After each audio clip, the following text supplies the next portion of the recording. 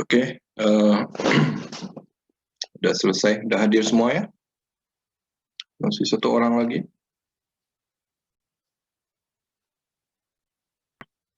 Oke, kita coba share screen dulu ya. Oke, semuanya udah bisa lihat PPT saya?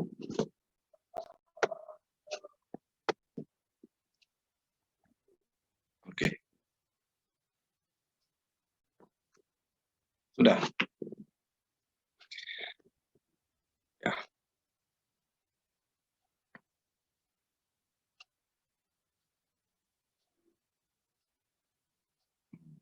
Mana lagi nih?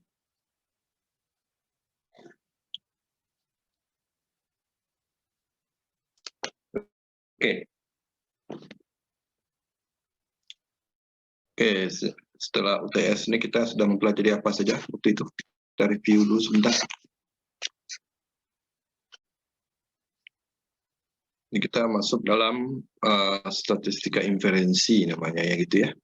Jadi kalau sebelum UTS itu namanya statistika deskriptif ya. Gitu ya. Deskriptif, bagaimana kita menampilkan data, bagaimana kita mengambil data, kemudian berkaitan dengan semua pengertian-pengertiannya itu ya. Nah, Anda kan ujiannya banyak multiple choice itu.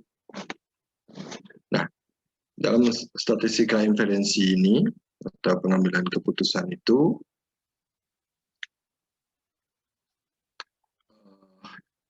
pertama apa dulu yang dipelajari? Masih ingat? Itu udah dikuiskan kemarin lagi ya. Estimasi parameter ya. Masih ingat itu? Jadi apanya yang mau diestimasi sekarang?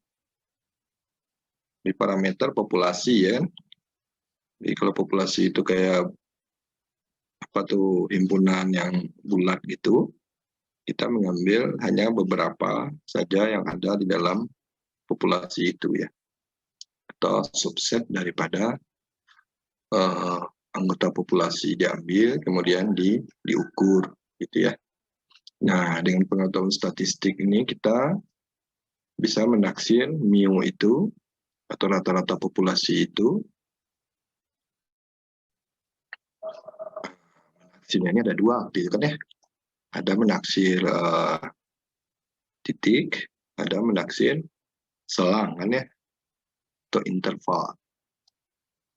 Jadi, kalau menaksir titik, ya mu itu ditaksir oleh X-street kan gitu. Ingat itu? Halo? Ingat kan? Ya kan yang permainannya kan itu aja sebetulnya ya.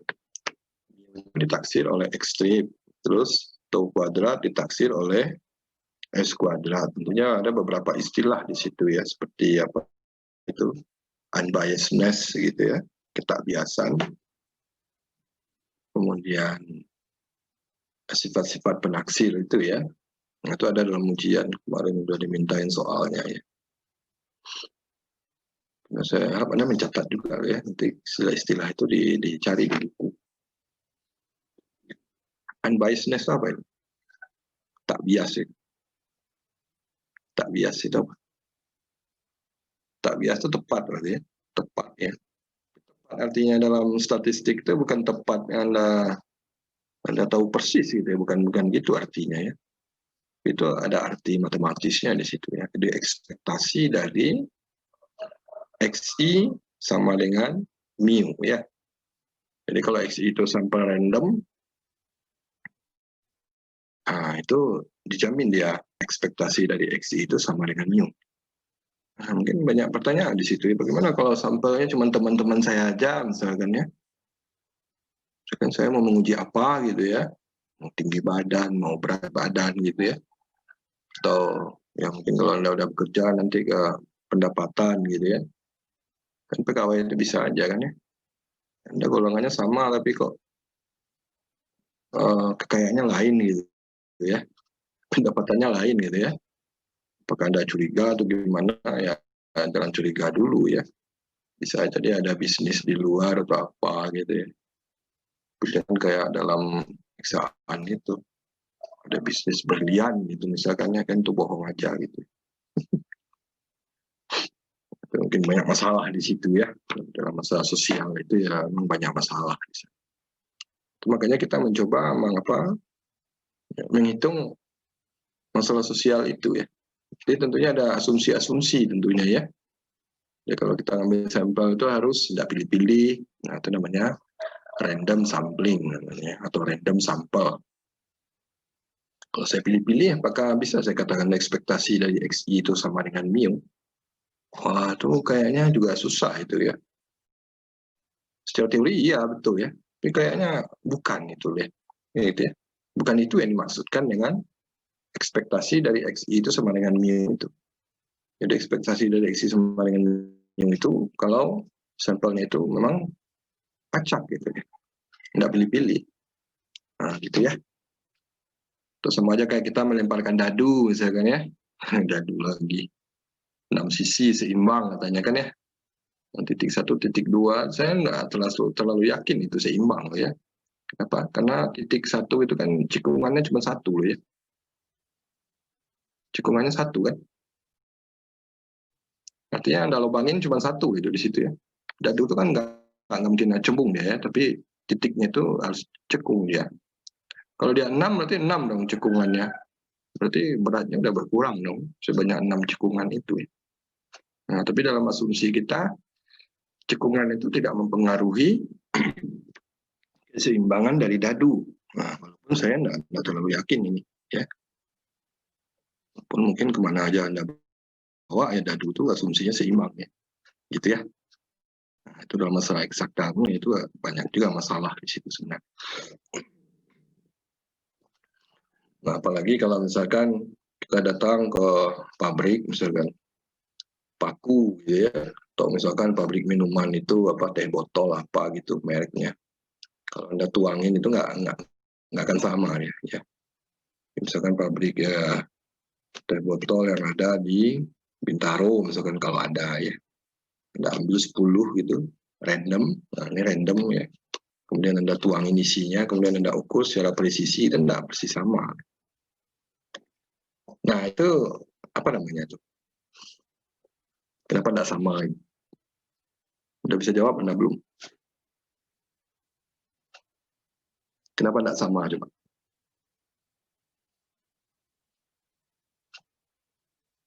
Halo?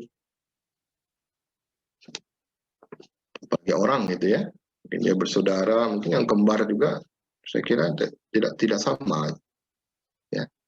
Sama-sama kembarnya mungkin kembar siam, sama-sama perempuan atau sama-sama laki-laki itu enggak persis sama. Apa tuh sebabnya tuh? Kenapa ada variasi gitu?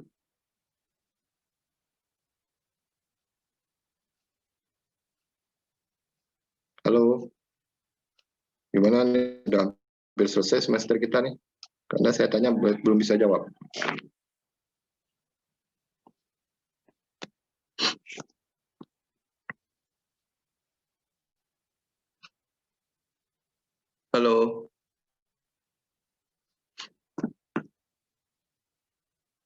Kenapa itu sampai bervariasi gitu?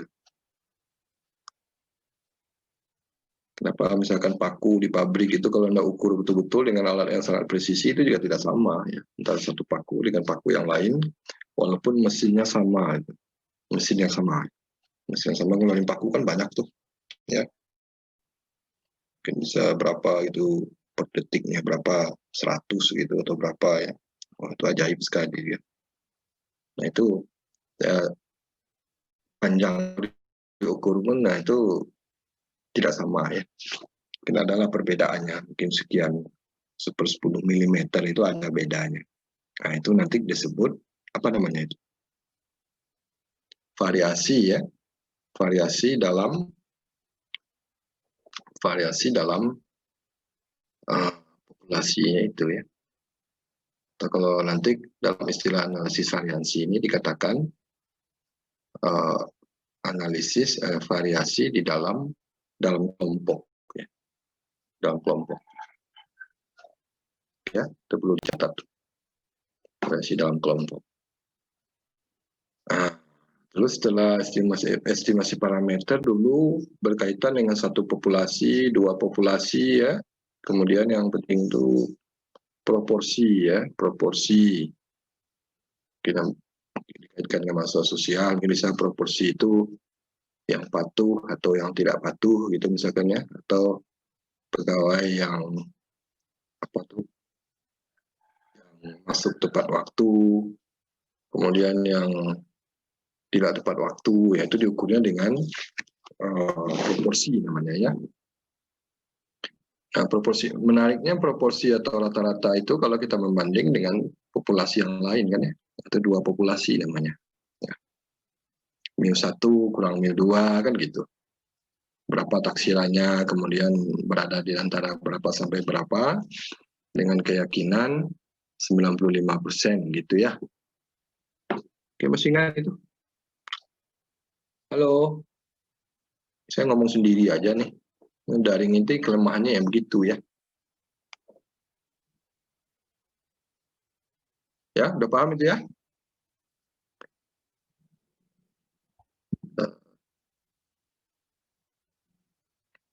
Nah, terus apa lagi waktu itu? P1, P2, M1, M2 kan gitu ya. Tau 1 kuadrat per 2 T, Tau 2 kuadrat. Kenapa dia itu tuh harus bisa jawab Anda ya. Kenapa bukan Tau 1 kuadrat kurang Tau 2 kuadrat gitu loh. Kenapa tuh? Masih kan ya? Sudah 2 kali saya bacain kalau salah, sekarang 3 kali. Kenapa coba? Kenapa bukan dalam estimasi parameter itu bukan Tau 1 kuadrat kurang Tau 2 kuadrat? Karena apa? Karena tidak bisa dibikin distribusinya gitu ya, jawabannya kan gitu. Nah, kemudian yang bagian yang kedua apa waktu itu? Uji hipotesis ya, masih ingat ya? H0 itu kan ya? 0 μ1 sama dengan 70, itu nilainya waktu itu masih ingat ya? Mu sama dengan 70, H1-nya mu tidak sama dengan 70, masih ingat ceritanya kan? Ada beberapa mahasiswa yang protes gitu ya, nah kita bisa ke ujian kemarin, kayaknya bukan 70 rata-ratanya gitu ya. Nah, filosofi H0 H1 itu harus Anda pahami ya. Sebenarnya yang kita yakini sebetulnya H1 ya. Tapi yang kita uji adalah H0 gitu ya. Jadi H1 itu yang kita yakini, tetapi daerah penolakan H0 itu atau yang kita yakini benar itu cuman kita berikan apa? Selang penolakan itu hanya 5%. Nah, kenapa sampai begitu? Itu harus bisa jawab Anda. Jadi walaupun kita yakini ya, yang kita yakini sekarang itu yang berlaku selama ini, yang 70 tadi itu diberikan panjang interval dalam distribusi itu 95%. Sementara yang kita yakini itu hanya 5%. Kenapa? Bisa jawab nggak pertanyaan itu? Nah, itu kalau Anda baca bukunya itu dikatakan itu menghukum orang yang gimana dulu ya?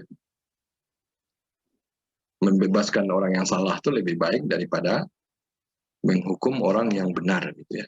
Nah, kira-kira gitu filosofinya dari hipotesis itu. M1 sama dengan 70, mu tidak sama dengan 70, harus bisa ya. Mu sama dengan 70, mu besar dari 70. Nah, apa bedanya sekarang? Kalau mu tidak sama dengan 70 dengan mu besar dari 70, apa bedanya? Itu dikatakan uji dua arah sama uji satu arah. Kalau satu arah itu Anda meyakini, ya jadi kalau nilai tadi itu mahasiswanya banyak protes, kita bisa kok Pak ujian waktu itu. Nah, itu besar dari berarti ya 70 pada mu satunya ya. Jadi memberikan keyakinan kalau alfanya itu 5%, berarti 5% betul yang kita letakkan di sebelah kanan itu ya. Kalau dia 5% kecil dari untuk H1-nya berarti sebelah kiri ya, 5% ya. Itu satu arah dan dua arah ya. Kemudian mu1 kurang mu2 juga gitu sama ya. mu1 kurang mu2, terus mu1 itu sama aja seperti kita nulisnya mu1 kurang mu2 sama dengan 0, atau mu1 sama dengan mu0 gitu ya. Kemudian H1-nya bisa mu1 tidak sama dengan mu2 gitu ya. Sehingga itu contohnya waktu itu. Masalah ikan-ikan itu ya, masalah apa tuh? Penangkap ikan itu waktu itu ya. Di ekonomi kelautan itu. Kemudian apa lagi? P ya. P, nah pada P ini proporsi ya. Proporsi itu kalau dia, nah ini apa yang Anda ingat di situ? Kalau yang saya ingat tuh P proporsi itu kalau dia N-nya kecil, itu dia menggunakan distribusi T gitu ya. Kalau N-nya besar, itu boleh, nah besar itu 30 itu sudah besar ya, kalau dalam statistik. Kalau dia besar dari 30, itu sudah boleh menggunakan pendekatan distribusi normal, kan gitu ya.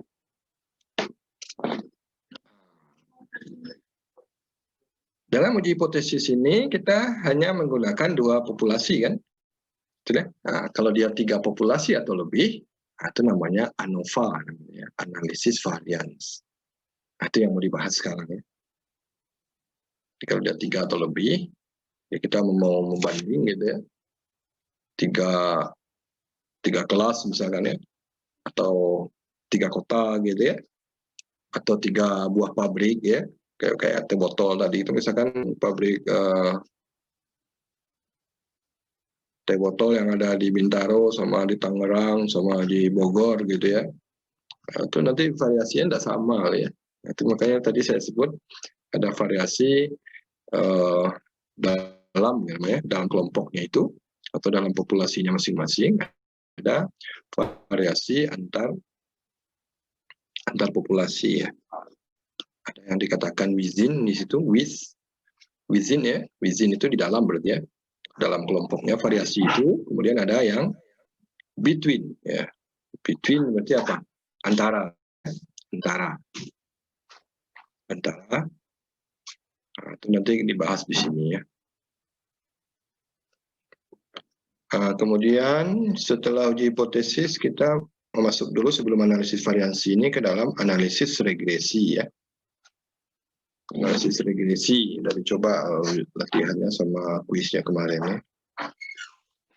Kalau kita mau melihat apa suatu data yang disebabkan ya, sebab akibat itu boleh menggunakan Y sama dengan AX tambah B gitu kan ya. Tapi terserah nama persamaan linearnya seperti apa ya. Mungkin dalam matematik ya Y sama dengan AX tambah B gitu ya. B itu kayaknya nilai awalnya gitu ya. A itu apa namanya? Gradiennya gitu ya, kemiringannya. Kemudian Y itu dikatakan variabel tak bebas, X itu adalah variabel bebas gitu ya. Nah, kemudian kita juga bisa menghitung korelasinya ya, mesti kan ya, rho itu ya. Korelasi itu seberapa besar X itu mempengaruhi Y gitu ya. Nah, kemudian kalau dia bentuknya dua variabel gimana dulu? Y sama dengan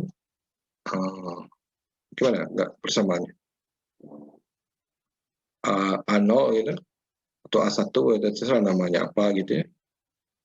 A0 tambah A1 X1 tambah A2 X2, tapi terserah nanti pakai apa ya. Nah, itu berarti ada 2 buah faktor yang kira-kira mempengaruhi Y itu ya. Nah, contohnya apa waktu itu?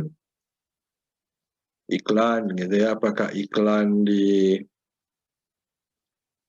TV sama di iklan di billboard mempengaruhi profit ya, atau penjualan gitu ya. Apalagi.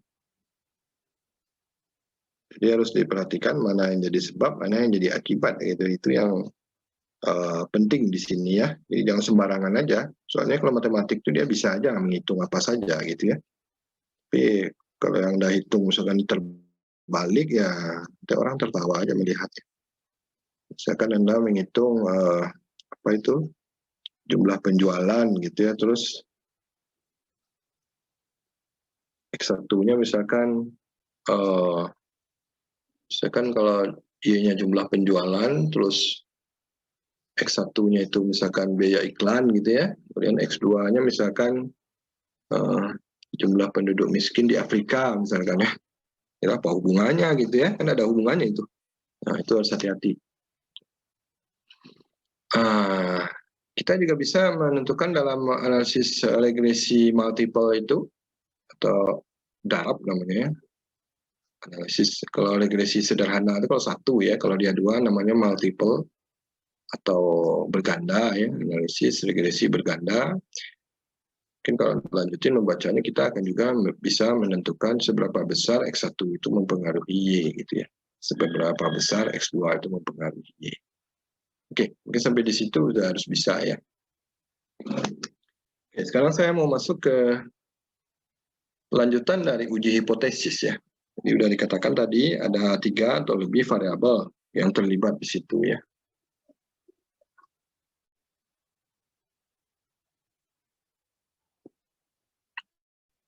Oke, jadi ya Nova. Materi ini saya ambil secara random saja ya, karena saya melihat materi yang ada di Triola yang dikirim itu saya kira itu tidak bagus ya. Saya ambil dari ada yang bahasa Indonesia, ada yang bahasa Inggris ya. Mudah-mudahan ini bisa Anda pahami ya dengan cepat. Jadi analisis variansi itu suatu metode untuk menguji hipotesis kesamaan rata-rata dari 3 atau lebih populasi ya. Jadi kalau 2 populasi saja kita menggunakan uji hipotesis saja namanya ya. Ada asumsinya, di sampelnya bersifat random ya dan saling bebas, jadi tidak boleh saling terkait ya. Kalau terkait itu tidak bisa ya. Kemudian populasi berdistribusi normal, jadi asumsinya harus normal. Nah, biasanya dalam tingkatan lanjutannya itu harus diuji dulu ya, apakah betul ini normal apa enggak gitu ya. Mungkin dalam dasar-dasarnya ya kita anggap dia normal ya. Kemudian populasi mempunyai kesamaan variansi. Nah, ini mungkin agak berat nih kalau kesamaan variansi ya. Jadi kalau kita perhatikan satu populasi itu normal itu Anda bikin gambarnya ya. Distribusi normal seperti apa lonceng itu ya, seimbang ya. Nah, sebetulnya dari situ ya kita mengambil apa namanya parameternya ya. Dan mu-nya di situ ada tau-nya di situ, tau-nya biasanya diletakkan di bagian yang apa itu seperti loncengnya itu ya, dituliskan di situ ya, tau kuadrat ya. Masih kan ada itu, kalau tau kuadratnya membesar, variansi yang membesar, variansi yang mengecil, bedanya dengan yang bukan gimana gitu ya. Jadi itu makanya kalau kita membanding itu jangan terlalu ekstrim gitu ya. Misalkan kalau Anda membandingkan variasi apa tuh, kalau kita katakan dari teh botol gitu ya, teh botol sama misalkan pabrik merek yang sama tapi beda kota gitu, itu boleh ya. Itu asumsinya boleh, kenapa? Karena dia sama-sama teh botol gitu ya. Mungkin mesin yang digunakan juga mesin yang sama ya.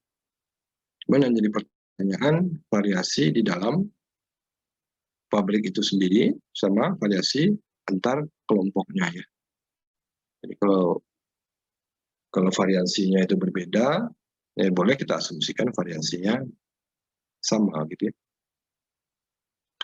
Tapi kalau misalkan Anda bandingkan teh botol itu dengan apa contohnya? Teh botol itu, mereknya teh botol itu sama Coca-Cola misalkan. Itu kalau kayak perlu kita pertanyakan gitu ya. Walaupun matematik itu bisa menghitung itu ya. Tapi itu perlu dipertanyakan tuh apakah valid nggak gitu ya.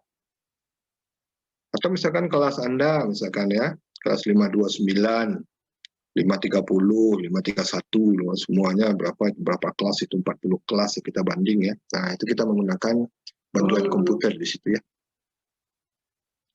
Jadi mungkin dari sekarang ya coba-coba dilihat-lihat ya software statistik itu. Kalau ada pelatihan sebaiknya Anda ikut. Soalnya kita di sini tidak menekankan itu ya. Dosennya juga malas kayak belajar. Ya. Nah, software statistik itu juga nanti sangat membantu ya. Apalagi data yang akan Anda hadapi nanti itu ya termasuk data-data besar atau yang sekarang dikatakan sebagai big data, okay? Big data. Yang semua data apa saja itu ada tersedia. Jadi kita mau mengarah ke situ ya. Jadi asumsinya ini asumsi ya. Jadi kalau bikin skripsi ini harus diuji satu-satu ya. Harus mempunyai waktu untuk menguji itu. Terus, ini yang saya katakan tadi, yang di dalam grup tadi itu ya, variasi within groups varian. Jadi ada variansi di dalam grup ya, atau dalam kelompok atau dalam populasinya itu ya, kayak tadi. Misalkan pabrik apa itu di kelas Anda saja lah ya, perhatikan ya. Nilai aja mungkin yang paling mudah ya. Nilai kelas Anda itu ada variasinya kan ya. Nah, itu ada nilainya pasti tidak akan sama gitu ya. Nah, jadi ada faktor-faktor katanya yang tidak dapat kita kontrol ya, atau tidak dapat dikendalikan di dalam eksperimen gitu ya. Seperti perbedaan individual dari partisipan-partisipan itu. Jadi kalau teh botol itu antara botol dengan botol itu dianggap partisipan di situ ya.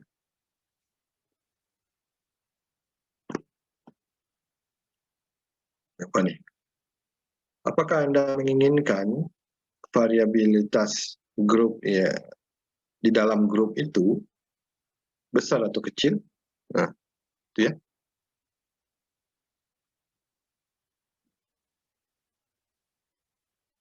Jadi diharapkan tentunya kalau variasi di dalam grup itu sekecil mungkin ya. Itu kan ya. Kenapa? Karena dia satu populasi ya. Atau kalau dia satu pabrik atau dia satu kelas gitu ya. Jadi dianggapkan sekecil mungkin. Jadi kira-kira begini bentuknya. Kalau kita punya satu populasi itu ya begini. Ini populasi yang kedua, ini populasi yang ketiga gitu ya. Dan ini tentunya setelah ditransformasi ke normal 01 kan ya. Nah, diharapkan dia begini bentuknya ya. Asumsinya yang dikatakan sama tadi itu. Cuman beda aja pada rata-rata ini. Cuman itu yang mau kita uji sebetulnya ya. Apakah rata-rata ketika populasi ini sama gitu ya. Di mainan statistiknya gitu-gitu aja. Apakah rata-ratanya sama nggak gitu ya. Cuma rata-rata aja yang bisa diuji di sini ya. Kalau proporsi kayaknya tidak ada analisis variasinya. Ini ada lagi namanya antara kelompok atau antar populasi ya. Itu adalah suatu ukuran bagaimana perbedaan grup itu antara populasi itu antara satu dengan yang lain. Jadi ini yang mau dihitung ya. Perpaduan antara variasi di dalam grup, dalam populasi dengan variasi antara grup. Nah, gitu ya. Jadi itu yang mau digunakan dalam hipotesis ini untuk bisa menjawab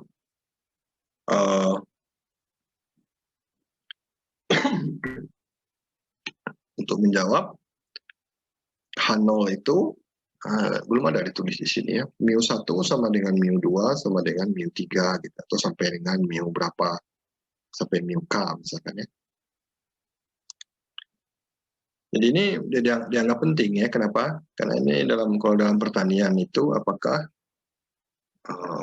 dalam mass production itu ya, apakah padi yang ditanam itu pada kelompok-kelompok tanah yang berbeda-beda bisa memberikan hasil yang sama nggak gitu. Atau misalkan apakah suatu perlakuan yang diberikan kepada kantor-kantor departemen yang sama, misalkan ya, misalkan Departemen Keuangan di Banda Aceh, Medan, terus sampai ke Papua tuh sama nggak gitu. Kalau nggak sama, nah, H0-nya nanti akan ditolak ya. Ini yang diterima, satu diterima gitu ya. Kalau dia tidak sama berarti H1-nya yang diterima. Jadi H1 itu artinya kalau dia H0 untuk mu1 sama dengan mu2 sama dengan mu3 titik-titik sama dengan mu-k, maka H1-nya itu adalah bukan tidak sama ya, tapi ada di antara mu itu yang tidak sama ya. Jadi ada populasi itu yang rata-ratanya tidak sama gitu. Itu sangat sederhana sebetulnya ya. Nah, sumber-sumber antara grup, variasi dalam grup itu, apa maksudnya nih? Apakah yang menyebabkan ya variasi di dalam grup sama antara grup gitu ya? Mengapa tidak semua grup itu identik dari satu sampai sama yang lain ya? Mungkin bisa dibaca sendiri. Di antara grup, variasi antar grup itu secara sebagiannya disebabkan oleh efek perlakuan pada variabel yang dependen gitu ya.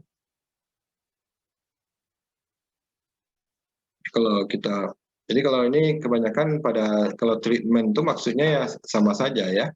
Treatment itu bisa treatment 1, treatment 2, treatment 3 gitu ya.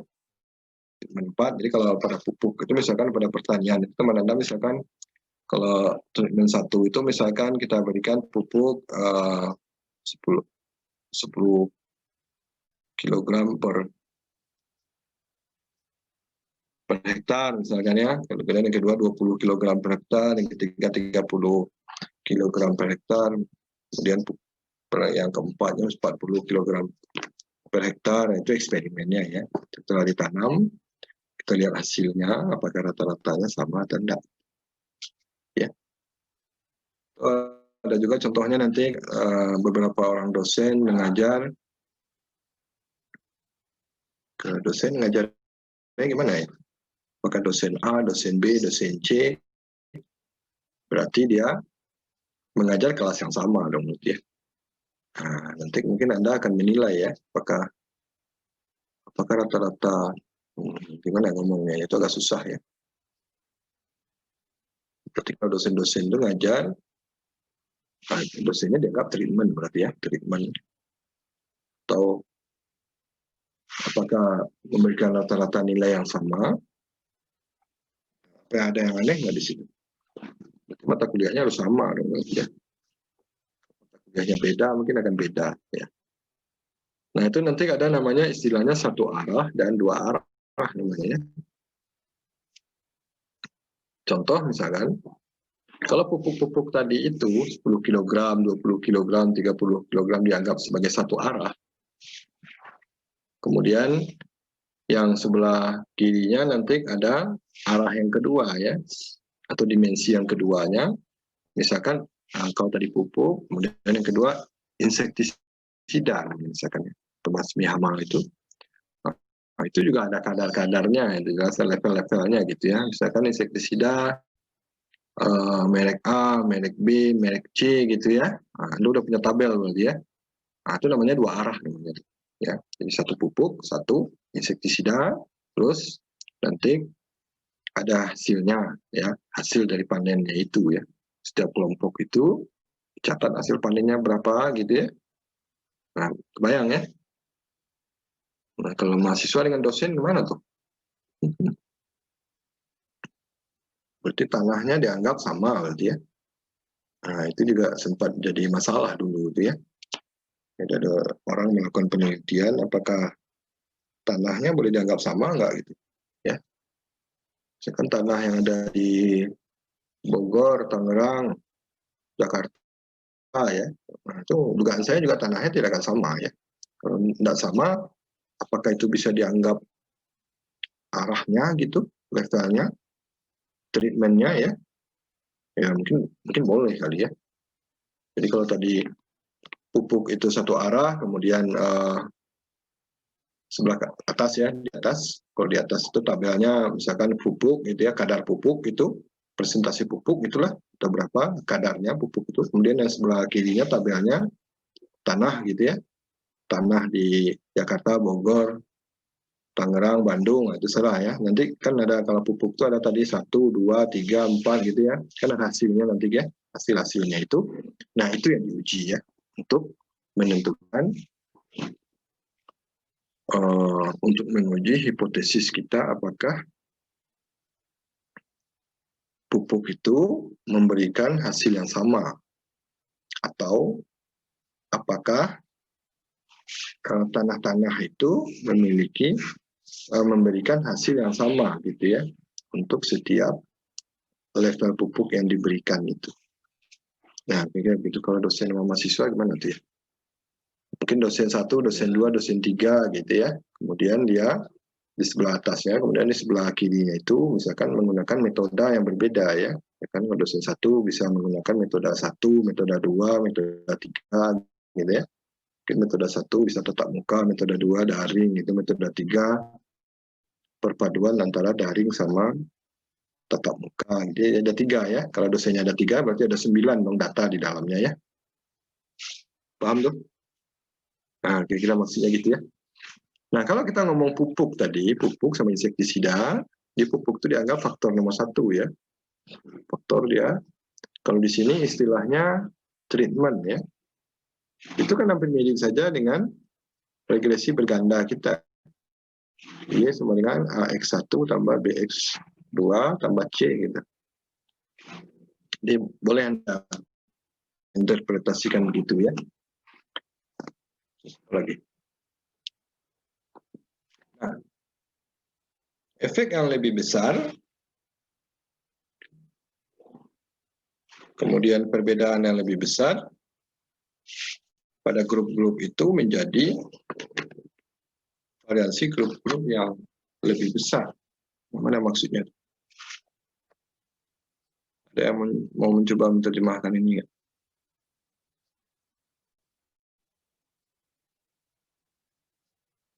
Jadi variasi antara grup itu sebagian disebabkan oleh efek perlakuan pada variabel yang dependen.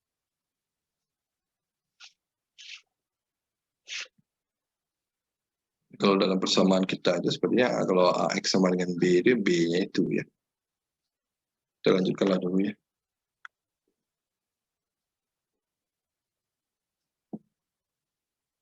Variasi antara kelompok, jadi grup di sini maksudnya populasi ya, antara populasi itu atau grup sampelnya ya, itu juga mengukur sampling error ya.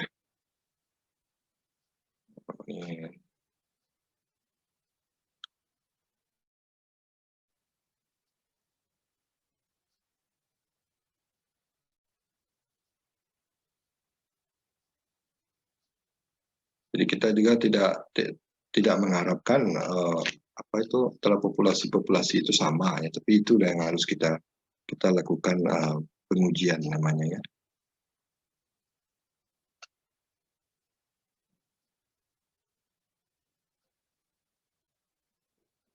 Di efek treatment pada variabel independen dan dan errornya ya. Dibaca itu keterangan yang tadi ya. Kita langsung aja masuk ke menghitungnya secara teknikal ya. Jadi kita mempunyai K populasi di sini. Jadi dari masing-masing populasi itu diambil sampel ukuran N, nah, gitu ya.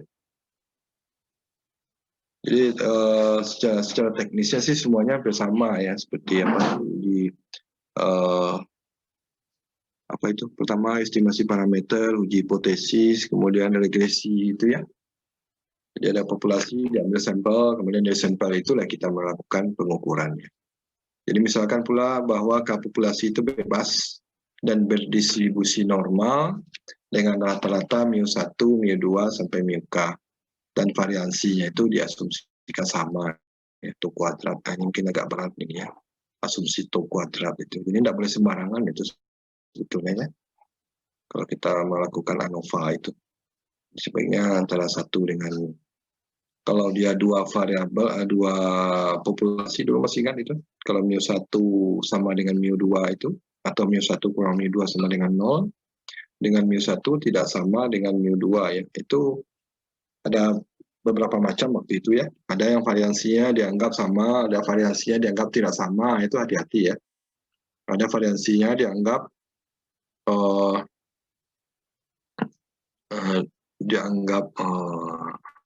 sama tapi diketahui ya. Ada yang dianggap sama tapi tidak diketahui.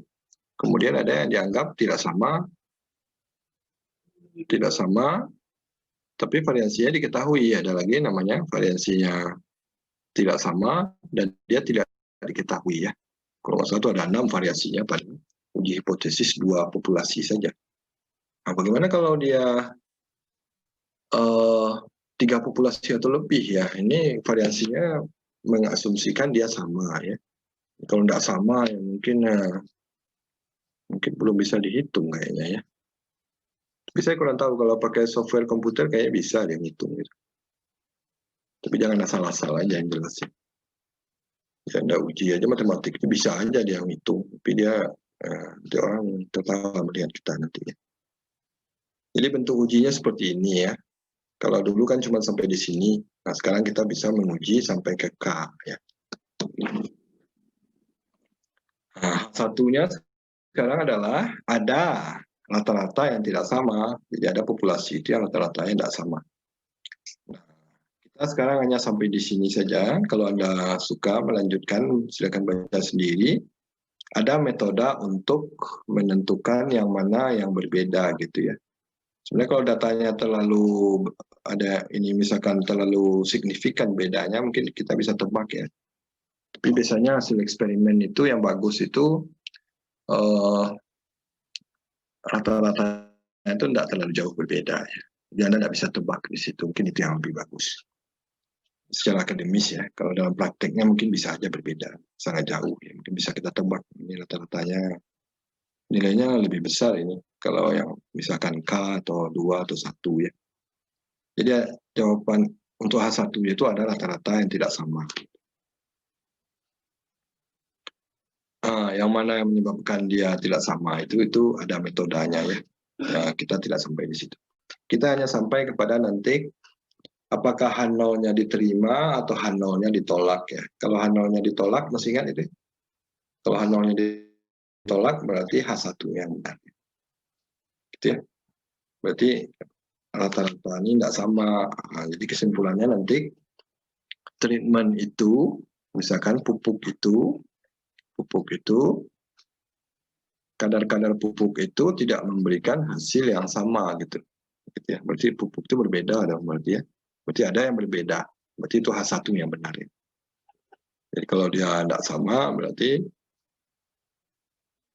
ada pupuk yang berbeda. Kalau dosen-dosen juga gitu sama. Dosen 1, dosen 2, dosen 3 mengajar memberikan nilai gitu ya. Apakah rata-rata nilai yang diberikan dosen-dosen itu sama enggak? Itu kalau dia satu arah ya. Satu arah. Nah, kalau pupuk itu juga satu arah ya. Atau eka arah atau hanya satu satu dimensi aja yang kita perhatikan ya. Jadi kalau pupuk aja 10%, 20%, 30% gitu ya. Kalau dosen berarti dosen 1, dosen 2, dosen 3 gitu. Nah, kira-kira gitu masalahnya ya. Kalau keterangan yang tadi itu agak runyam ya masalahnya ya. Nah, data kita nanti berbentuk seperti ini ya. Ini yang dikatakan satu arah itu berarti populasi 1, 2, I sampai K. Nah, itu dikatakan dia satu arah. Nanti kalau ada lagi di sini, misalkan ini dosen gitu ya, ini ada metode pengajaran gitu ya, berarti udah ada 3 nanti ya. Ini sel namanya, sel. Berarti kalau dia bentuk selnya itu begini, nah itu perlu Anda catat juga. Itu namanya satu pengamatan per sel ya. Satu pengamatan, sorry ya, salah saya. Kalau dia dalam 2 arah nanti ya. Kalau di sini kan populasi ada 1, kemudian ada N ya, ada N pengamatan. Nah ini artinya N pengamatan per sel ya. Sorry, istilahnya mungkin agak tidak tepat di situ ya. Populasi 1 saya ambil sampel sebanyak N ya, ini hasilnya. Populasi 2 diambil sampel sebanyak N, ini hasilnya. Populasi KI diambil sampel, ini hasilnya. Populasi KK diambil sampel, ini hasilnya ya. Paham ya? Maksud saya tadi kalau ada lagi di sini, kalau di sini populasi ya, populasi ini artinya di sini adalah treatment ya, sama aja istilahnya, treatment gitu ya. Populasi. Jadi kalau ada pupuk tadi itu, misalkan di sini 1%, 2% gitu ya, sampai I persen, sampai ke K persen gitu ya. Atau kalau dia dosen, misalkan dosen 1, dosen 2, sampai dosen ke K gitu. Nah, ini mungkin nilai ya, nilai mahasiswa yang diambil sampelnya itu. Sampelnya ya, jumlah sampelnya sama per treatment atau per kelas ya. Jadi kalau dosen mana tadi? Dosen nilai, dosen 2 nilai gitu ya. Kalau dia presentasi pupuk misalkan pupuk 1, pupuk 2, pupuk I, pupuk K gitu ya. Nah, ini hasilnya ya. Ini kalau pupuk itu diambilnya gimana caranya ya? Mungkin ditanam di kotak-kotak sawah itu ya. Kemudian diambil sampelnya. Jadi bukan berarti semuanya diambil, apakah sama dengan sampel? Gimana tuh? Hah? Ya, ada komen dong. Kalau sawah tuh gimana tuh? Semuanya pernah lihat sawah kan ya? Jangan-jangan Anda tidak pernah lihat sawah lagi. Gimana tuh kalau sawah saya tanam? Kalau cuma satu aja gimana tuh? Satu kotak sawah aja saya tanamin gimana? Apakah berlaku nggak ini? Nggak berlaku kayaknya. Misalkan mungkin itu perlu didiskusikan lagi ya. Misalkan kalau dia sawah terus satu, apa maksudnya tuh? 1% misalkan ya. Jadi misalkan ini saya tanam di mana gitu, ini saya tanam di mana gitu, ini saya tanam di mana gitu ya. Jadi diambil sampel ya. Atau misalkan merek pupuknya merek 1, merek 2, merek sampai 3 aja lah dulu ya. Nah, apakah ketiga merek pupuk itu memberikan hasil yang sama gitu ya? Nah, itu. Tapi di sini sampelnya harus N. Berarti pupuk 1 itu ditanam di tempat yang banyak gitu ya. Kemudian diambil hasilnya ya. Jadi pengukuran hasilnya juga harus hati-hati di situ ya. Karena tidak mungkin hasilnya kalau satunya 1 hektar, satunya Anda ambil 2 hektar ya beda dong ya. Jadi satuannya harus sama ya. Ini teknik menghitungnya mungkin ini transparan ini memberikan kepada kita cara ngitung yang mudah ya. Di dalam yang lain itu saya lihat memusingkan menghitungnya ya. Sebenarnya matematik itu tidak ada susah sebenarnya. Jadi Anda cuma melihat aja di situ ya. Ini namanya T1 titik namanya. T itu dari total ya, total. Total itu artinya ya jumlah gitu. Kalau dalam bukunya di mana di IPB itu J namanya, J jumlah. Jadi jumlah ya T total, jumlah T10 namanya. Diperhatikan satunya yang berjalan yang mana. Satunya sama nih ya. Satu, N-nya yang berjalan ya, 1, 2 sampai N, itu menjadi titik.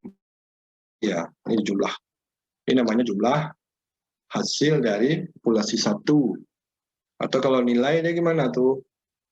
Kalau nilai mungkin kita ngomong populasi 1 tuh misalkan kelas 51, 52 sampai 5, 50 gitu ya. Kalau ada 50 kelas kan lumayan tuh ya. Tapi kalau kita dalam ujian yang sampai 3 atau 4 kelas saja tuh sudah pusing itu ya. Tapi manualnya harus ngerti dulu ya sebelum menggunakan komputer. Karena komputer itu kan dia tidak bisa mikir ya, bisa menghitung saja. Nah, di sini dianggap jumlah pengamatan per populasi itu sama ya. Nanti kalau Anda baca lagi bukunya, Design of Experiment itu ada bukunya. Bisa aja ini itu jumlah pengamatannya tidak sama ya.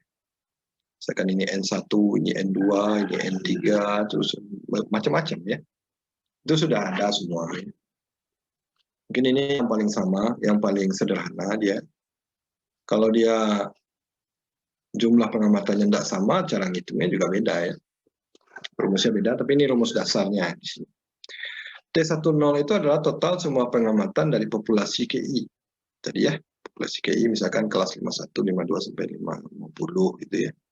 Kalau pupuk tadi pupuk yang 1%, 2% sampai dengan K% gitu ya, ini hasilnya. Kalau mahasiswa mungkin nilainya gitu ya. Apalagi itu.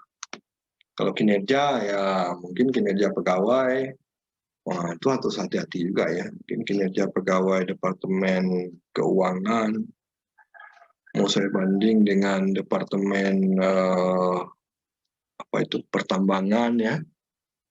Itu pertanyaannya apakah variansinya sama nggak gitu ya.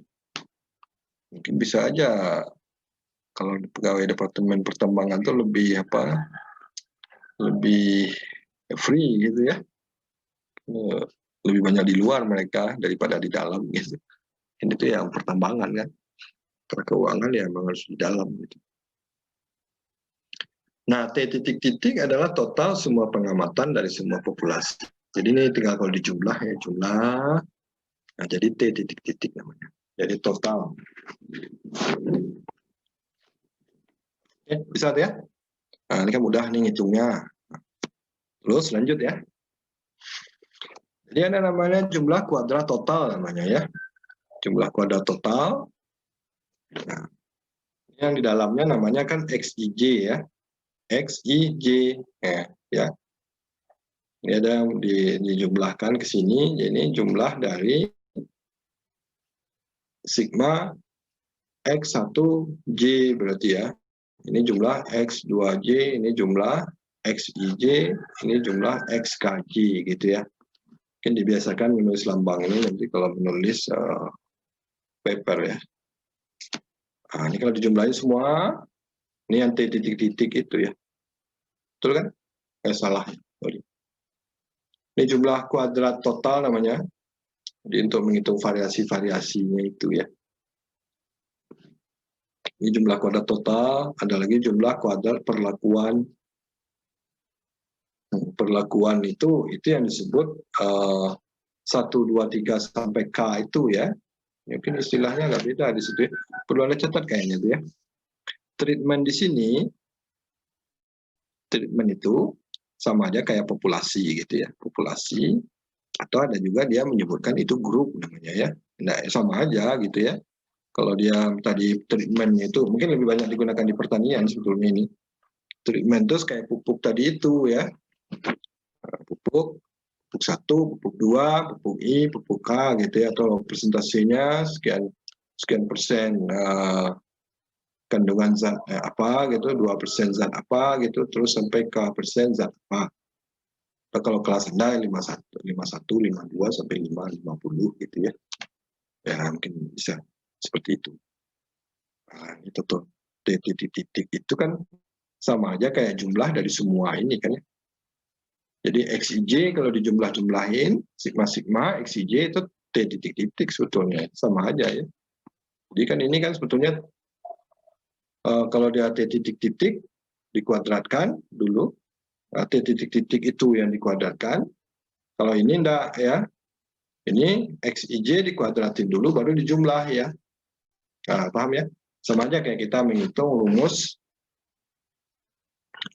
regresi linear itu kan ya. Ada tabel ngitungnya kan. Ini dikuadratin dulu setiap hasilnya itu, XIJ, setiap datanya itu dikuadratin dulu baru dijumlahkan. Nah, bisa ya? Kemudian jumlah kuadrat perlakuan, jadi perlakuan itu tadi yang 1 sampai ke K tadi ya. JKP namanya. Ya, kalau JKT itu untuk total perlakuan. Kalau dipakai lagi treatment di sini mungkin dia agak khawatir kalau pakai treatment, jadi JKT lagi di sini nanti ya. Tapi Anda harus bisa membedakan ini. Kalau dia perlakuan, bisa aja nanti satu lagi itu. Kalau dia dua arah nanti ada lagi namanya jumlah kuadrat perlakuan 1, perlakuan 2 gitu. Itu terserah namanya apa. Apakah kuadrat populasi satunya, kemudian yang keduanya treatment gitu ya. Atau treatment di sini, perlakuan di sini ya. Tapi Anda harus bisa membedakan itu. Nanti ada jumlah kuadrat perlakuan namanya. Nah, gimana ngitungnya? Jumlah TI titik, dikuadratin dulu. TI titik itu dikuadratin bagi N ya, dikurangi dengan T titik-titik kuadrat bagi NK. Yang jelas walaupun di sini nggak terlalu jelas ya, tapi ini bentuknya pengurangnya sama ya. T titik-titik kuadrat. Di sini juga T titik-titik kuadrat bagi NK. Ini kurang di sini ya. Jadi TI titik yang mana tuh? Tadi kembali lagi. TI titik, berarti yang ini. Ini kuadrat ya. Bagi. Ini kuadrat dulu. Ini kuadrat dulu. Ini kuadrat dulu. Dijumlah. Kemudian dibagi dengan N. N itu apa tadi? N apa? N itu jumlah sampel per populasi ya. Makanya kalau jumlah sampelnya sama, rumusnya sederhana di sini. Tapi kalau jumlah sampel untuk setiap populasi itu, setiap treatment itu nggak sama, itu baru jadi masalah di sini. Jadi kita sebaiknya melakukan, ini suatu teknik rancang percobaan juga ya. Jadi kalau melakukan eksperimen itu harus dirancang dulu yang bagus, yang sederhana gitu ya. Jangan yang jumlah pengamatannya tidak sama. Tapi jumlah pengamatan yang nggak sama itu bisa disebabkan oleh, misalkan ada data yang tercecer gitu misalkan. Atau data itu setelah Anda catat terus kena air gitu ya. Kena air terus Anda jadi ragu ya berapa angka itu sebetulnya. Nah itu ya. Itu makanya bisa aja dia terjadi jumlah data itu pengamatan per populasi itu jadi tidak sama dia. Tapi ada metodenya ya, yang khawatir. Ada caranya gitu ya. Sebelah kanannya sama ya, T titik-titik kuadrat bagi NK. Ini sama ya. Ini mungkin Anda perlu tulis-tulis juga itu ya. Jangan lihat-lihat aja, nanti Anda lupa, nanti Anda gabung aja ini sama ini ya. Ini tidak digabung. Ini bentuknya sama dengan ini. Apa lagi? Terus ada lagi namanya jumlah kuadrat galat atau error ya. Ada juga yang menulisin jumlah kuadrat JKE namanya. JKE jumlah kuadrat error. Mungkin kalau dalam buku Anda mean square namanya ya. Ada namanya mean square error ya. Ada namanya MS W namanya nanti, W itu within ya, within itu di dalam. Kemudian MS B, between ya, gitu ya. Oke, nanti kita lihat lagi selanjutnya. Kita lihat dulu yang satu arah nih, hitungnya gini ya. Terus kita bisa membuat, nah terus jumlah kuadrat galat itu sama dengan jumlah kuadrat total dikurangi dengan jumlah kuadrat perlakuan. Atau jumlah kuadrat, kalau total itu berarti, nah itu keterangan yang tadi ya. Berarti variasi antar kelompok berarti ya, antar populasi itu. Sementara kalau JKP itu apa? Variasi antar kelompok apa dalam kelompok? JKP.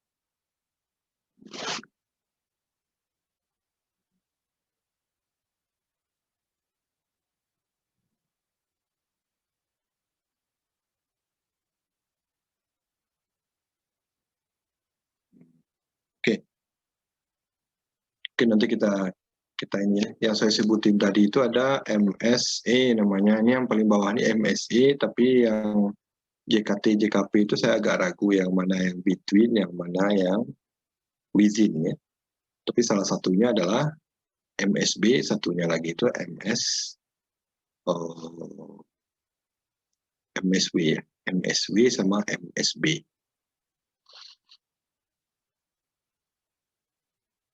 Sebentar dulu ya. Kalau between, mana yang between coba? Apakah yang jumlah kuadrat perlakuan atau jumlah kuadrat total? Within. Kalau within yang mana? Yang dalam. Yang dalam sama between ya. Yang antar populasi yang mana tuh?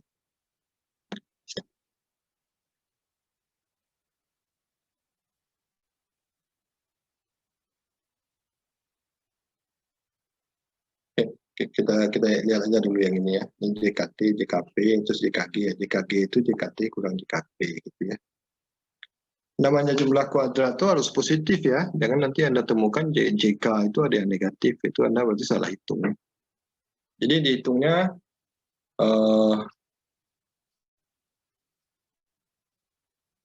Anda perhatikan JKG ini ya. JKG ini kan JKT kurang JKP. Ini boleh, terserah Anda mau menghitung yang mana. JKT kurang JKP, Anda perhatikan ininya kan sama ya. Sama ya. Sama. Berarti yang mana? Ini dikurangi ini saja kan ya. Ini total dikurangi dengan jumlah kuadrat populasi.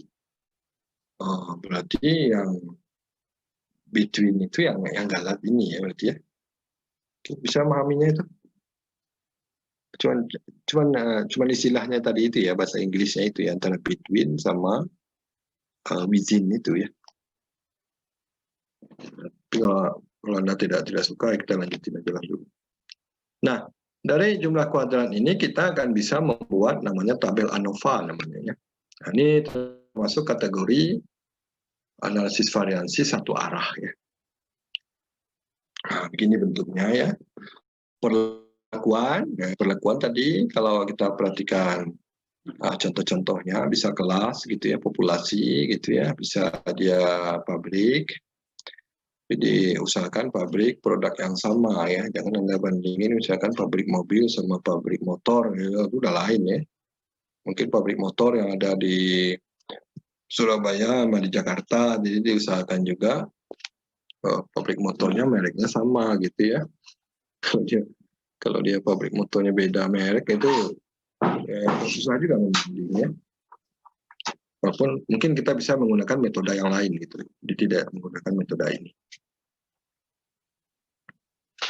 Perlakuan tadi udah ya, kelas 51 sampai 550 misalkan ya. Nah, derajat bebasnya adalah K populasi tadi kan ya. Derajat bebasnya adalah K kurang 1. Nah, ini saya sering bertanya kepada Anda satu ini. Kenapa kok dikurangi 1 gitu, enggak K saja. Sama aja kayak kita menghitung apa itu variansi taksiran itu kan 1/n kurang 1 ya. Kenapa nggak 1/n gitu ya. Jadi itu mungkin udah cukup lanjut itu pengetahuannya ya. Nah, ini namanya JKP tadi. Jadi ini diisi ya. Dengan bilangannya berapa, ini K-1 juga gitu. Kalau ada 50 populasi berarti ini 49 ya. Kemudian kalau totalnya berarti jumlah N-nya itu jumlah sampel tadi ya. Jumlah sampel. K itu jumlah populasinya. Populasi itu treatment sama grup sama terus apa lagi tadi, pabrik sama kantor yang sama, kantor yang jumlah kantornya ini kita menghitung apa itu kinerja misalkan, atau orang-orang di kota-kota gitu kalau kita menghitung misalkan pendapatan gitu ya atau lain-lain. Jadi bukan sekedar kalau perlakuan tadi kayak pupuk gitu ya, karena ini kebanyakan digunakan oleh orang pertanian ya. Nah, kalau di engineering sendiri mungkin ya metode gitu ya, metode kerja 1, metode kerja 2, metode kerja 3 untuk menghasilkan produk yang sama gitu ya. Nah, apakah hasilnya akan berbeda gitu? Mungkin hasilnya bisa dalam bentuk daya tahan gitu ya, produk atau mungkin waktu rusaknya gitu dicatat, itu dikatakan hasil ya. Nah, terus mungkin yang gampang itu kita mikirin yang ini saja ya. Total itu NK jumlah sampel dikali jumlah populasi kurang 1. Sisanya adalah segini, galat gitu ya. Galat. Ya kalau nggak salah saya yang galatnya itu tidak usah kita hitung sebelumnya ya. Yang kita hitung itu total sama perlakuan saja. Nah, kemudian ini namanya JKG, jumlah kuadrat galat. Kalau ini jumlah kuadrat total. Nah, ini tambah ini sama dengan ini. Ini ditambah ini sama dengan ini. Ya, bisa tuh? Bisa dipahami tabel ini? Nah, kalau udah ngitung pakai begini ya. Kemudian kuadrat rata-rata, nah ini KR namanya. Kuadrat rata-rata perlakuan. Di perlakuan itu kayak tadi itu ya, pupuk 1%, 2%, sampai K persen ya. Kalau kelas tadi kelas 51 sampai 550 misalkan. Kalau dia apalagi kantor, berapa kantor ya, departemen yang sama, kantor di Jakarta, di Bogor, di mana gitu ya. Itu namanya perlakuan di sini namanya istilahnya ya. Treatment, perlakuan, jumlah kantor, jumlah kelas gitu ya, kelas-kelas gitu. N itu adalah jumlah sampelnya. K itu jumlah kelasnya ya, jumlah populasi. Nah, ini kuadrat rata-rata perlakuan, ini kuadrat rata-rata galat. Ngitungnya dari sini ya, JKP bagi K kurang 1.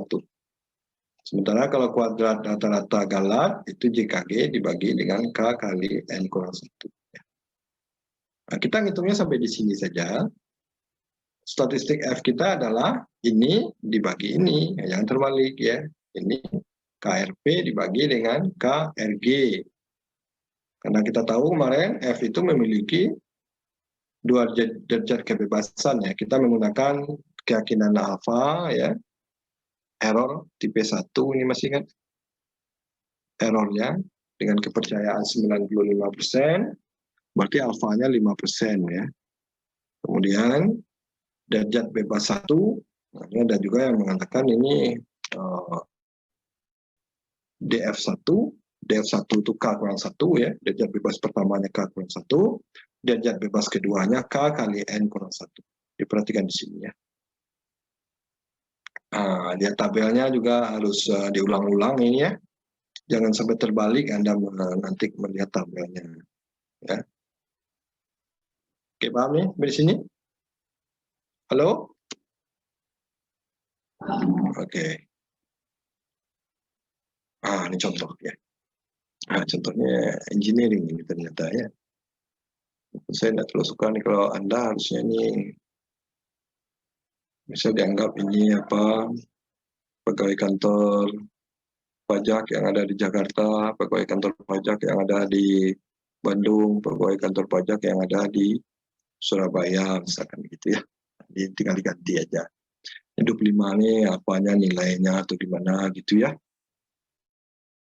Atau kinerjanya gimana, atau mungkin pajak yang dia bayarkan gimana gitu ya. Setelahnya nanti. Kita ingin melihat mesin pengisi akan pilihan rata-rata waktu pengisiannya. Diperoleh data seperti di samping pada tingkat signifikansi 0,05, tingkat keberartian ya. Berarti 0,05 di sini alfa ya. Apakah rata-rata ketiga mesin itu waktu pengisian mesin itu sama atau tidak ya? Ini sudah masuk dalam materi alfa kita. Sebaiknya datanya juga walaupun datanya bentuknya ada seperti ini, kita sesuaikan dengan bentuk tabel kita itu ya. Matrik yang kita punya itu, supaya kita menghitungnya bisa lebih cepat dan ini pengamatannya sama per populasi, ini dianggap populasi ya. Ini dianggap sampel ya. Berarti ada 5 pengamatan per populasi. 5 pengamatan per populasi 2, 5 pengamatan dalam populasi 3. Nah, ini asumsinya gimana? Jadi mesin ini kayaknya ya mesin yang sama ya, fungsinya sama nih. Tidak boleh beda ya. Jadi itu yang dikatakan tadi, variasinya itu bisa disebabkan karena internal ya, internal, within tadi, within, kalau within itu di dalam ya. Kemudian bisa juga variasi itu disebabkan antar kelompok atau antar populasi ya, variasi antar populasi. Itu dikatakan between namanya, between. Oke, bentuknya begini, kalau udah dijumlahkan ini nanti jadi T10 berarti ya. Ini T20, ini T30 ya. Itu ya, kalau dijumlahin semua itu namanya T titik-titik ya. Total titik-titik. Grand total. Hati-hati mana yang dikuadratin dulu dijumlahkan, atau kalau jumlah kuadrat itu berarti kalau jumlah kuadrat total itu gimana tadi? Hitungnya. Ini dikuadratin dulu gitu ya. Kita lihat ini hitungnya. Jadi uji hipotesis dia berbentuk μ1 sama dengan μ2 sama dengan μ3 ya. Kemudian yang satunya ada rata-rata yang tidak sama. Ya. Kemudian tingkat signifikansinya alfa 0,05. Kemudian DF1 itu derajat bebas tadi. K kurang 1 ya. K-nya ada 3 di situ. K populasi ya. K populasi berarti K kurang 1. K populasinya ada 3. Tadi 3 kurang 1 ya. Kemudian DF2-nya untuk distribusi F-nya itu. Ini derajat bebas galat. Jadi pada galat itu ya. Itu 12 dari mana datangnya tuh? Apa? Ada 12 dari mana datangnya? N-nya 5 ya. N-nya 5, N5, K-nya 3, 12 dari mana? N kali K kurang 1 gitu ya. K-nya ada berapa? Atau saya terbalik? Coba lihat dulu. N-nya. K kali N kurang 1, K-nya berarti ada 3. 3 kali 5 kurang 1 ya. 3 kali 4 berarti 12. Berarti distribusi F yang digunakan adalah 0,05, 2,12. Nah, ini Anda harus bisa lihat di tabel nih, supaya jangan salah ya. Kalau ada bukunya, dibuka bukunya, dilihatin Anda ketemu nggak angka ini. Saya kebetulan tidak ada buku. Tapi Anda harus bisa nih ya. F itu setiap alfanya itu ada tabel tersendiri ya, ada lembaran tersendiri dia. Di alfa, F alfa ya. Kemudian yang DF1 itu kalau nggak salah yang di sebelah kiri ya. Sebelah kiri ya, betul nggak? DF2 yang sebelah kanan. Atau liatin kalau saya terbalik. Biasanya DF1 itu sebelah kiri dia. Angkanya itu ya, 2, Anda cari 2. Sementara yang di kanannya itu adalah 12. Ya. Bisa tuh? Ketemu 3,89? Halo? Nah, kalau ujiannya nanti pakai distribusi F tuh udah harus siap ya.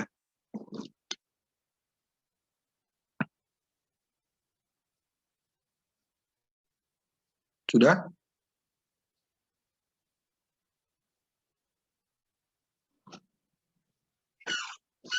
Nah, kalau kita sudah mendapatkan titik, nah ini namanya apa? Titik kritisnya ya, 3,89. Maka H0 itu akan kita tolak kalau yang F-nya, F hitung namanya. Kalau ini kan F tabel ya, F tabelnya 3,89 tadi. Sementara F yang kita hitung itu dari data kita hitung dengan hitungan ini ya. IKRP dibagi dengan KRG, jumlah kuadrat. Kuadrat rata-rata perlakuan dibagi dengan kuadrat rata-rata galat ya, atau errornya.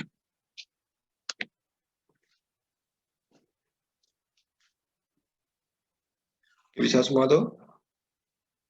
Nah, kemudian kita masuk ke cara menghitungnya ya. Hitungnya mudah sebetulnya, asal Anda tahu prosedurnya aja ya. Ini jumlah semua, ini jumlah semua, ini jumlah semua. Nah, ini grand totalnya ya, di titik-titik tadi jumlah. Kemudian ada yang tadi menghitungnya apa? XIJ kuadrat di jumlah. Berarti yang ini dikuadratin dulu baru dijumlah gitu ya. Kita harus teknis, Anda harus coba itu. Seperti ini ya, ini 25,4 tadi ingat ya. 25,4 dikuadratin dulu, ditambah dengan 26,31 dikuadratin dulu, ditambah dengan 24,1 dikuadratin dulu ya. Terus semua. Itu dapatnya X digit kuadrat jumlah. Nah, gitu ya. Dikurangi dengan itu 340 titik-titik ya. 340 yang ini. 340 kuadrat 65 kuadratin bagi dengan 5 kali 3 ya. 5 kali 3 itu 5 sampelnya, N ke ini ketiga itu adalah K. Jadi didapat jumlah kuadrat total itu 58.000 kayaknya ya. 217,2 komanya ketinggalannya.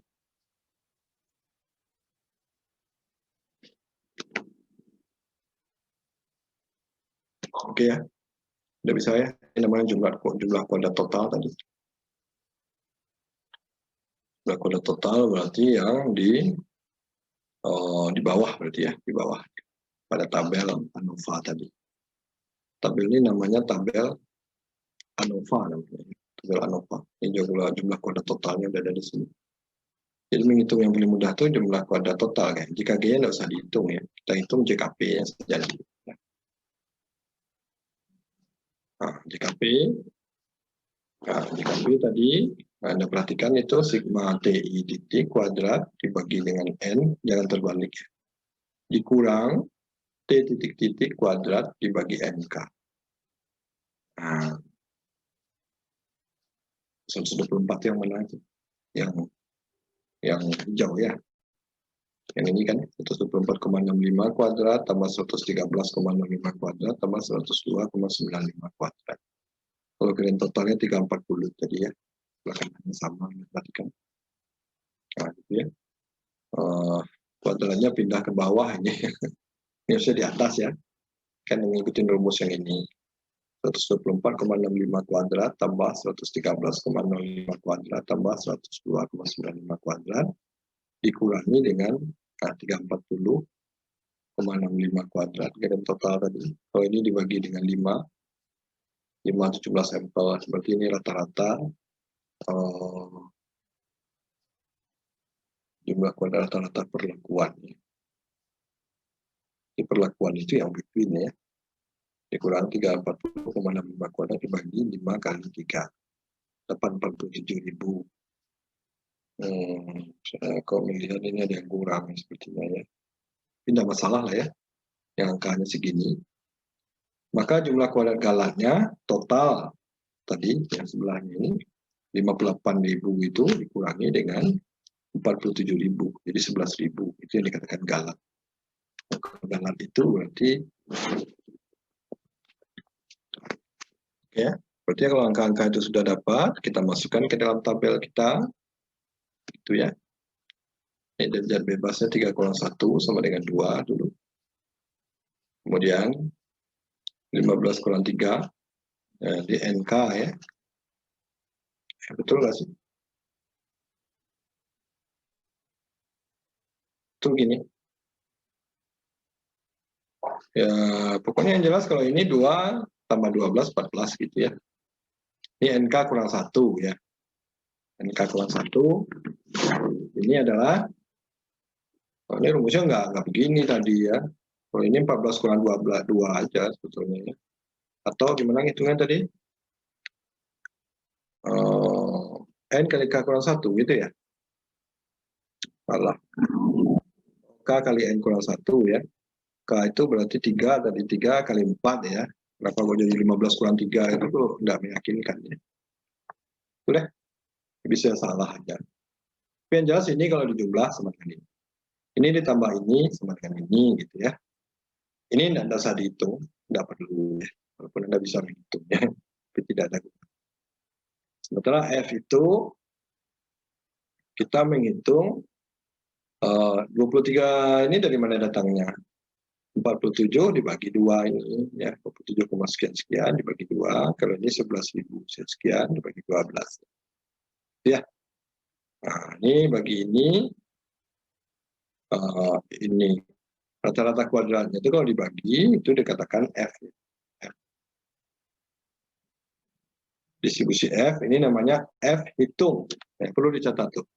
F hitung ya. Ternyata F hitung kita 25,6.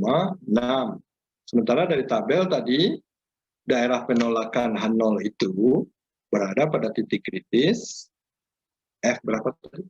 F alfa 0,05, derajat bebas satunya berapa tadi?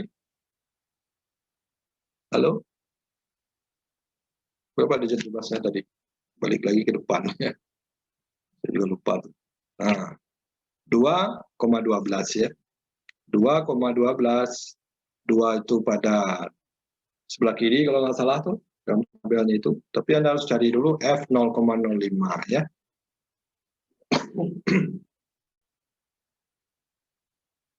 2 sebelah kiri, 2-nya, kemudian degree of freedom 2-nya adalah 12. 12 dari mana datangnya tadi? Jadi 212 itu tadi diambilnya sama aja kalau di sini degree of freedom-nya 2 gitu ya, 12 gitu ya. Ya, boleh gitu. Itu makanya daerah penolakannya kalau dia F segini, F begini, F 0,05, 2,12 ya, gitu ya. Besar dari 3,89. Maka H0 itu ditolak. Di bahasa kita tidak begini yang saya ajarin kepada Anda. Tidak ada alasan bagi kita untuk gimana menerima H0. Karena ini namanya statistik lebih halus bahasanya.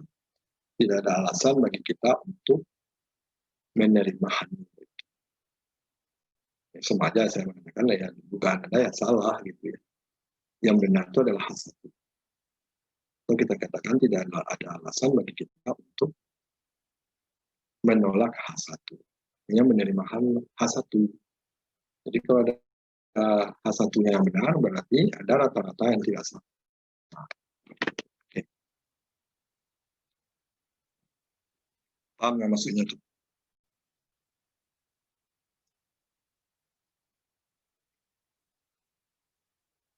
Ada rata-rata yang tidak sama. Jadi kalau Anda lanjutin baca bukunya nanti, kalau sempat S2 nanti itu dipelajari.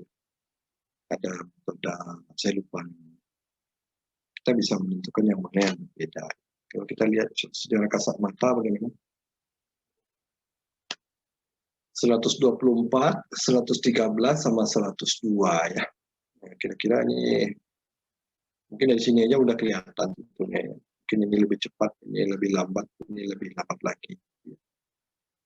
Jadi dengan keyakinan 95% kita bisa mengatakan ketiga rata-rata ini tidak sama. Jadi sebetulnya tingkat signifikansi itu mempengaruhi ya seberapa besar perbedaan ini sehingga kita akan menerima H0 itu. Satunya juga tidak mau dikatakan di sini apakah detik itu, apakah jam, itu juga akan berarti ya. Kalau seandainya detik ya mungkin tidak terlalu berpengaruh ya. 102 sama 113 detik sama 124 detik kan tidak terlalu jauh berbeda ya. Beda 22 detik gitu. Tapi kalau dia jam ya mungkin bisa besar kan. Oke, bisa tuh.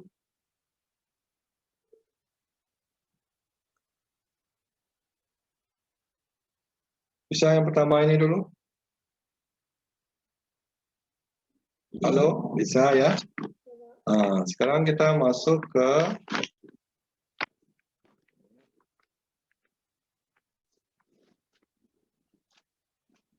ini udah ada tadi ya. Mungkin sama kayak yang tadi. Oh, ini kalau dia N cuma itu aja ya. Kalau N besar yang dilibatkan, N itu adalah jumlah daripada NI gitu ya. Tapi jangan terlalu banyak rumus yang kita lihat ya. Kalau terlalu banyak rumus, jadi kita pusing ya. Ini salah lagi. Oke. Ini ada yang ketinggalan nih.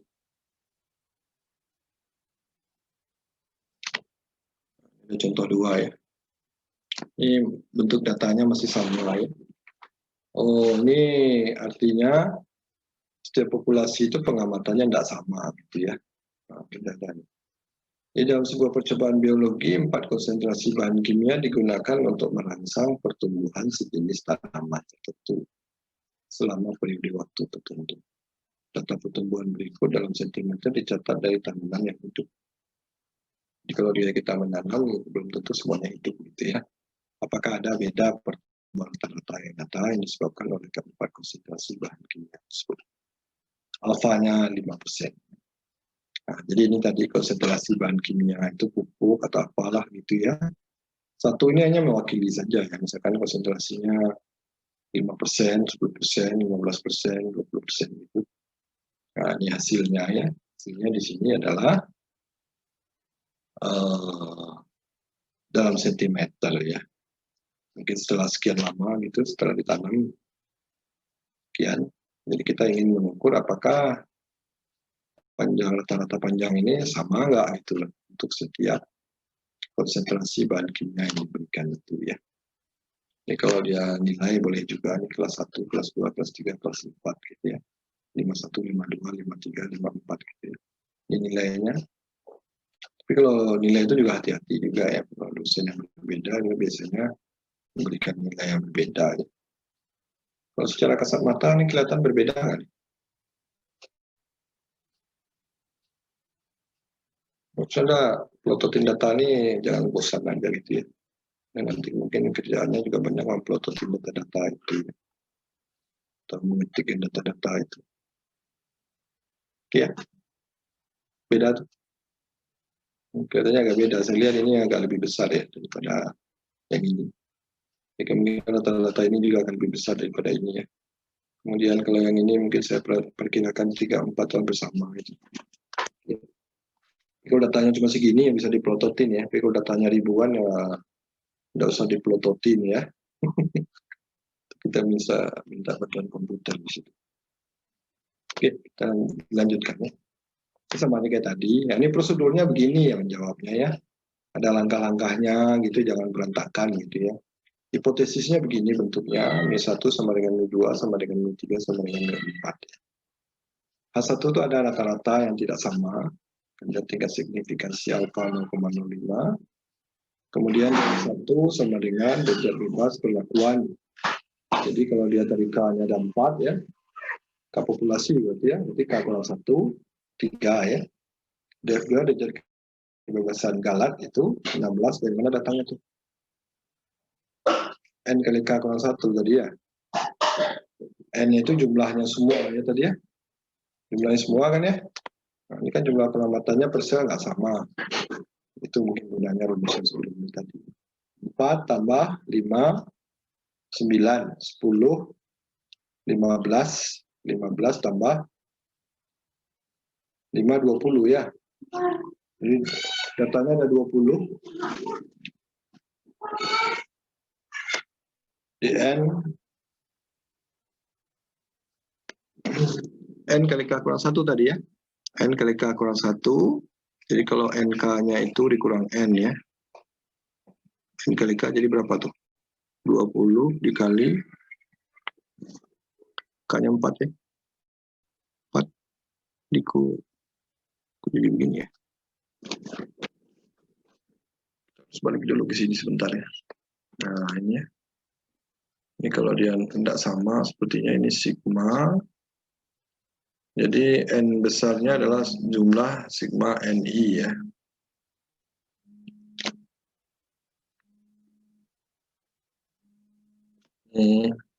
N itu jumlah datanya semua ya. 20 dikurangi dengan K itu 4 ya, berarti 16 ya betul ya. Ini 20 kurang 1, 19. Ini K kurang 1, 4 kurang 1, 3 berarti ya. Satu ya.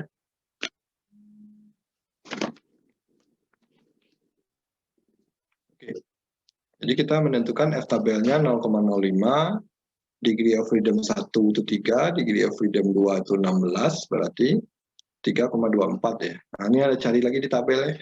Harus ketemu nih ya. Kalau nggak ketemu nanti Anda susah ujiannya nanti. Ujian kita sepertinya sampai di sini ya. sampai di ANOVA satu arah, tapi kalau saya punya waktu nanti kita akan bahas sampai 2 arah dengan interaksi ya, gitu ya. Itu mungkin bagian paling tingginya untuk 2 arah itu. Jadi faktor-faktor itu ada interaksi, ada yang tidak ya. Contohnya apa misalkan? Misalkan pupuk dengan insektisida, kalau dia mengaruhi ya nanti akan bisa kita lihat di dalam, kita bisa menguji secara statistik. Maka pendapatan itu dengan jumlah pajak yang dibayarkan berpengaruh nggak? Mempengaruhi nggak? Mempengaruhi ya. Kalau Anda datanya itu berdasarkan tadi, pendapatan sama pendapatan sekian dijadikan populasi satu arah, arah pertama ya. Arah keduanya jumlah pajak yang dibayarkan, itu saya kira berpengaruh ya. Ini akan terdeteksi di dalam uji statistiknya ya. Ketemu 3,24. Ini 20 tadi 16 dari 20 itu total pengamatan ya. Total pengamatan dikurangi 4 jumlah perlakuan 16. Perlakuannya ada 3, 4 ya, kurang 1, 3. Ini 3,16 ya. Jadi ini 3,24 harus ketemu ya. Nah, ini datanya di jumlah di sini. Jumlah gitu ya, dapat totalnya, kirim total. Kemudian ini jumlah kuadrat totalnya harus dikerjain satu-satu ya, 8,2 kuadrat tambah 4,7 kuadrat terus semua ya, sampai 22 data tadi dikurangi 150, kirim totalnya dikuadratin bagi 20. Dapat 19 segini. Kemudian kenapa hilang ya? Jumlah kode perlakuan dan kode galat. Ini kalau kan ada tuh 35 kan ada di depannya. Jadi ya, 35 kuadrat bagi jumlah datanya 4 ya. Ini 40,8 kuadrat bagi jumlah datanya 5, ini 40,2 kuadrat bagi jumlah datanya 6. Tambah 34,4 kuadrat dibagi jumlah datanya 5 ya. Dikurangi lagi dengan 150,9 kuadrat dibagi dengan jumlah data 20 ya. Ini sudah ya. Ini bisa nih ya. Ini kan terbiasa sama rumus ini ya. Jadi 15 ya. Maka jumlah kuadrat galatnya total yang tadi 19 itu dikurangi dengan 15 ini. Dapat 3,84 ya. Oke, bisa tuh. Nah, sekarang sampai kita ke tabelnya. Tabel ANOVA dan kesimpulannya. Perlakuannya adalah 3. Totalnya itu 20 kurang 1, 19. Nah, ini salah lagi ya. Tapi dengan menghitung begini jadi benar ya. 19 kurang 3, 16 ya. Ini 3 tambah 16, 19 segini. Jangan sampai salah meletakkannya ya. Perlakuan tadi 15.000 sekian, galat 3.000 sekian, total 19. 19 yang sudah dihitung, tadi 15 sudah dihitung, ini tinggal dikurangi. Nah, rata-ratanya dari mana nih? 15.000 ini dibagi 3, 5.000 ya. 3.800 bagi 16, dapat 0,2. Jadi F-nya itu adalah ini 5.000 dibagi 0,2 ya. Dapatnya 21. Ini dengan dikatakan F hitung. F hitung itu yang datangnya dari sampel ya. F tabel kita tadi, tabel F 0,05, derajat bebas 3,16. Harus kena ketemu nih 3,24. Nah, di sini ditolak lagi ya. Ditolak lagi, jadi kita simpulkan rata-rata keempat perlakuan bahan kimia itu tidak sama. Jadi kalau menjawabnya jangan sampai di sini ya. Kalau ada cuma jawab sampai di sini ya nilainya saya kurangin. Anda harus bisa jawab apa tadi soalan yang pertama diberikan. Itu seringkali kita lupa ya. Nah, diulang lagi itu. Jadi ada yang tidak sama mungkin ya. Kita udah analisa tadi secara kasat mata gitu ya. Tapi kalau datanya cuma 54 itu bisa diplototin aja ya. Tapi kalau datanya ratusan ribuan, ya itu mungkin di situ pentingnya uji ini. Untuk kita minta bantuan komputer ya. Halo, masih monitor? Pak. Ya, ada yang mau bertanya?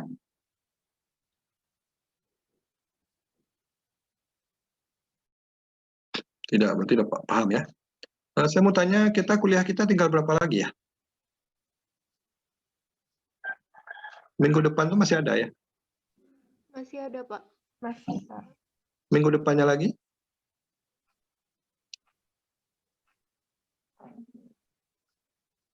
Coba dilihatin lagi jadwalnya sebentar.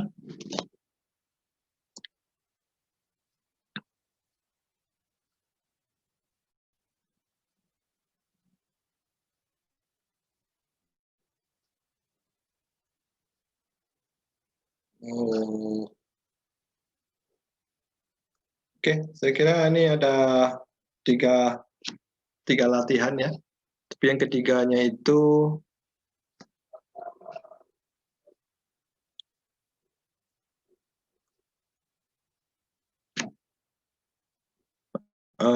Anda bisa Anda pelajari sendiri ini ya, namanya bagian goodness of fit ya, atau uji kecocokan model.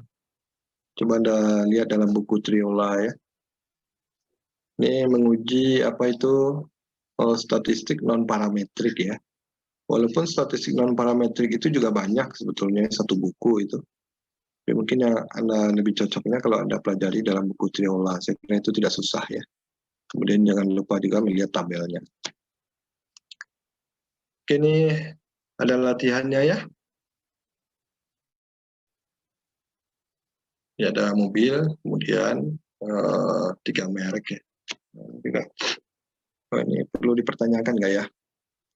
Seorang kontraktor di bidang jenis jasa pengangkutan ingin mengetahui apakah terdapat perbedaan yang signifikan pada kapasitas daya angkut 3 merek truk. Jadi mungkin truknya itu tentunya dalam kelas yang sama ya. Kalau kelasnya beda ya mungkin tidak boleh. Ya. Jadi itu rata-ratanya apakah dia beda. Mungkin dalam contoh kita mungkin sedikit contoh ya. Tapi kalau dalam praktiknya mungkin data itu bisa ribuan atau ratusan ya. Seringkali dalam bentuk big data itu. Oke, paham masalahnya ini ya. Dan yang kedua itu instruktur komputer akuntansi. Ya, ini cocok buat Anda nih. Mengadakan penelitian tentang keunggulan metode pengajaran akuntansi dengan beberapa metode pengajaran. Bila data yang didapat seperti pada tabel sampling, ujilah dengan signifikansi 5% apakah keempat metode pengajar itu memiliki hasil yang sama. Apa pertanyaannya di sini, Pak? Kalau ada data itu harus ditanya ya. Apakah muridnya sama nggak nih? Gitu. Atau muridnya dianggap sama gitu ya. Itu asumsi yang tadi pertama itu ya. Mungkin kalau kelasnya berada di satu universitas, atau mungkin di STAN saja, mungkin kelas Anda diambil dari kelas yang pada angkatan yang sama, gitu saya kira boleh. Tapi kalau angkatannya berbeda, mungkin Anda 2000 berapa gitu, yang lainnya berbeda, itu mungkin saya kira tidak boleh sama, seperti itu ya. Nah itu yang perlu dipahami di sini. Ini yang mengambil data itu tidak boleh sembarangan juga gitu ya. Perlu pengetahuan di situ.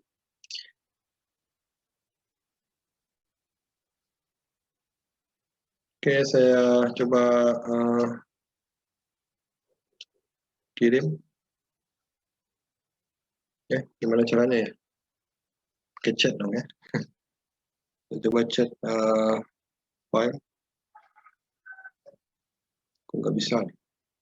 Salah.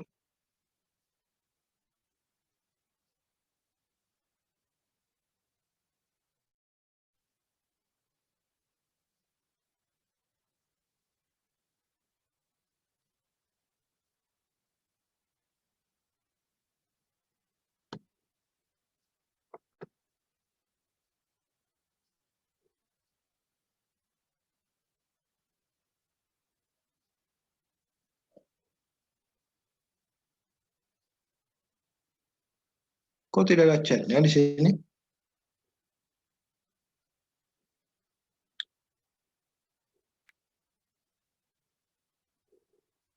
Oh ada nih. Tinggalan, sorry ya. Saya kirim materinya lewat chat ya. Ada 2 latihan sama 3 yang harus Anda baca ya di situ ya.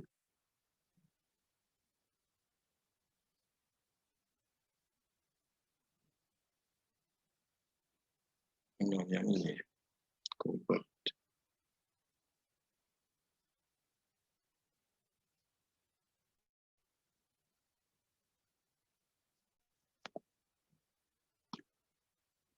Oke, udah diterima?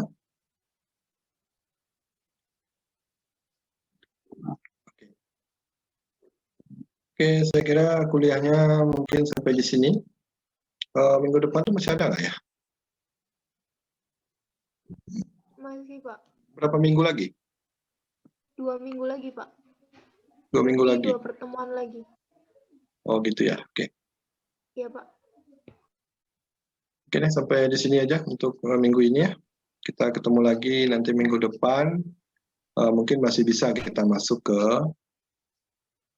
analisis variansi yang 2 arah ya. Mungkin itu lebih menarik ya. Kalau 2 arah itu ada yang berinteraksi ya. Gitu.